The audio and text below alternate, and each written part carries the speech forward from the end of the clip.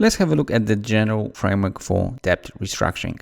So as always, we'll go through the main things you can achieve when it comes to restructuring debt. Just as a reminder, restructuring debt is one of the 8 ways, 8 directions you can take to improve your cash position. So the first thing you can consider is simply to consolidate and refinance debt. So in other words, if you have a lot of banks that give you loan the money, then you consolidate them so you have fewer and you ask for lower interest rate. Obviously, the logic behind that has to be built in, so they have to understand that it makes sense. But usually if you consolidate and you refinance the debt, you have a lower interest rate.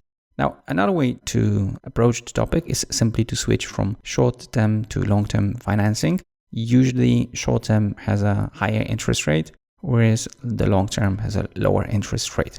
So simply by switching some part of your financing from short-term to long-term, you're able to lower the interest rate and in this way to spend less when it comes to financial cash flows. You can also consider changing the time of payments.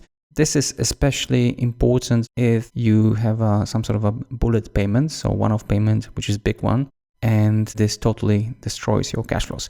So quite often the restructuring debt is not about paying less, but rather changing the timing of the payment. So you can handle that by taking, for example, money from operations and repaying the debt. Sometimes what helps is to use alternative financing, for example, leasing. This sort of financing could be great because in some countries it's not treated like debt. So it does not on paper show that you have a high debt, but it helps you when you are talking about consolidating, refinancing debt.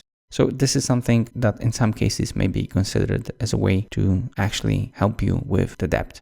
If this is not sufficient, you can consider swapping the debt for equity. So you can either do it directly with the banks, ask them to swap some of the debt for equity in your company. And this usually improves your balance sheet, but also helps you negotiate better interest rate. So if you have a lot of debt, then usually they tend to ask you higher interest rate. So if you're going down with the level of debt, you are able to also have a lower interest rate. And obviously it helps you with the cash flow because you don't have to pay the debt because you have changed it into equity. Similar to that is simply issuing new shares, including IPO, so going public. IPO also helps in a sense that it gives you better credibility and usually helps you with the banks in renegotiating your debt. So even if you issue just a little bit of new shares, but you're already on the stock exchange, then they tend to give you lower interest rate. Another way to approach it is simply to try and hide a bit of the debt. And the reverse factoring we have talked about is in a sense a way to do that. So all of a sudden your payables go up, whereas the debt goes down.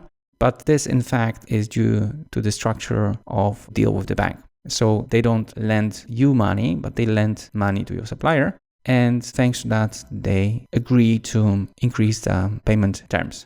On the balance sheet, it looks very good because they tend to think that you're so great with managing the business that you negotiated better terms. But in fact, it's just hiding the debt. So instead of having direct debt to the bank, you have shifted the debt to your suppliers and you, thanks to that, had a higher payment terms. But this is something you can consider. And obviously, this is done if you are close to the threshold that for banks are considered dangerous.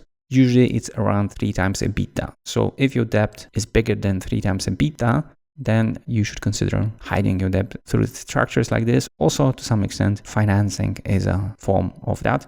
Not all types of financing, but some of them in some countries can be considered an option. And obviously, there are some other methods as well. So that's in short. As always, we will try to see how it works using a nice case study. But if you have any questions regarding what we have talked about, please let me know.